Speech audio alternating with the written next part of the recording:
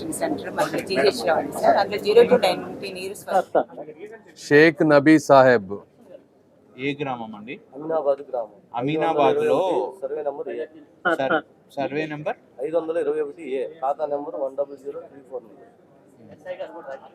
మా వాళ్ళు ఎవరో తెలంగాణ వాళ్ళు వచ్చి ఏదో ఇది చేస్తున్నారంట, మీరు మాట్లాడుకొని ఇదంతా ఇబ్బంది అవుతుందని చెప్తున్నారు. అతను వచ్చాడు, మీరు మళ్ళీ అతను వస్తాడు, మీరు అది రిజాల్వ్ చేయండి చూసి. అలాగే సార్, అలాగే సార్. ప్రాపర్ ఎంక్వైరీ చేసి చేసేస్తాం. ఓకే, నమస్కారం. అందరికీ నమస్కారం. ఇది చాలా మంచి ప్రోగ్రాం సీఎం గారు పెట్టింది. అయితే చాలామంది ఇప్పుడు మా దగ్గరికి కూడా ఆఫీస్కి కూడా చాలామంది వస్తూ ఉన్నారు. 60-70% ప్రాబ్లమ్స్ వచ్చేటప్పటికి ల్యాండ్ ఇష్యూస్లో ఎక్కువ మంది ఉన్నారు. ఇవన్నీ సరే, కారణాలు ఏమైనప్పటికీ చాలామంది వచ్చే వాళ్ళంతా కూడా నిరుపేద కుటుంబాలు ఎక్కువ మంది. నిన్న 2 ముస్లిం మహిళలు వచ్చారు నా దగ్గరికి. వాళ్ళు 1 గంట సేపు ఆఫీసులో నుంచి వెళ్ళలేదు. సార్, మేము 5 పిల్లలం, మా తాత తల్లిదండ్రులు ఇచ్చినటువంటి ల్యాండ్ ఇది, మాకు ఇది తప్పించి మాకు ఆధారం ఏమీ లేదు, న్యాయం చేయండి అని చెప్పి గంట సేపు ఉన్నారు వాళ్ళిద్దరు. అంటే మీరైనా నేనైనా డాక్టర్గా, నేను ఒకప్పుడు డాక్టర్గా ఉన్నా, పేషెంట్లు రోజుకు 30 మందిని చూస్తాం మనం.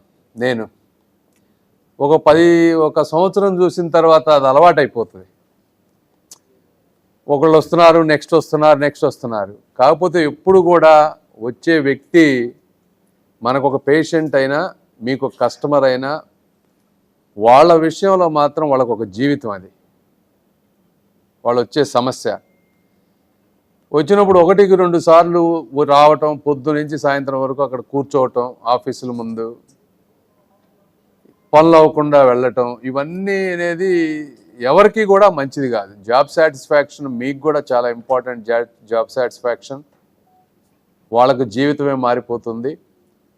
అదేవిధంగా ముఖ్యంగా గవర్నమెంట్కి ఏది చేసినా మీ వల్లే, మంచి పేరు వచ్చినా చెడ్డ పేరు వచ్చినా కూడా గవర్నమెంట్కి మీ వల్లే వస్తుంది.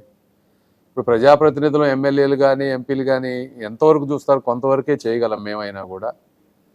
దయచేసి మీరు గత 5 సంవత్సరాలు, అంటే ఇవన్నీ నేను రాజకీయాలు మాట్లాడకూడదు కానీ, గత 5 సంవత్సరాల్లో ఏ విధంగా మీకు ఉండిందో తెలుసు. అధికారులను ఏ విధంగా కూడా ప్రజాప్రతినిధులు ఇబ్బంది పెట్టి ఒక రకమైన బ్లాక్మెయిల్ చేసి మీ చేత ఎలా పనులు చేయించుకున్నారో కూడా మీ అందరికీ తెలుసు. మరి ఇప్పుడు వచ్చిన తర్వాత అలాంటి పరిస్థితి ఏమీ లేదు. మీకు పూర్తి స్వేచ్ఛ ఉంది ఈ రోజున. ఎప్పుడైనా వచ్చి కావాలంటే ఏదైనా సమస్యలు చెప్పుకోవచ్చు, వినేవాళ్ళు అందరూ ఉన్నారు. దయచేసి మీరు ఆ స్వేచ్ఛను ఎప్పుడు కూడా ఉపయోగించుకోవాలి కానీ వేరే విధంగా తీసుకువెళ్ళొద్దని. గవర్నమెంట్ వచ్చి 1 year అయింది. దయచేసి ఇవన్నీ వేగవంతం చేయాలి. ఇంకా చాలా సమస్యలు పెండింగ్గా ఉన్నాయి. మేము కూడా రెగ్యులర్గా రివ్యూ చేస్తాం. దయచేసి వీటన్నిటినీ సాధ్యమైనంత వరకు సంతృప్తికరంగా చేయాలని మనస్ఫూర్తిగా విజ్ఞప్తి చేస్తూ సెలవు తీసుకుంటున్నాను. Thank you. Please continue your programme.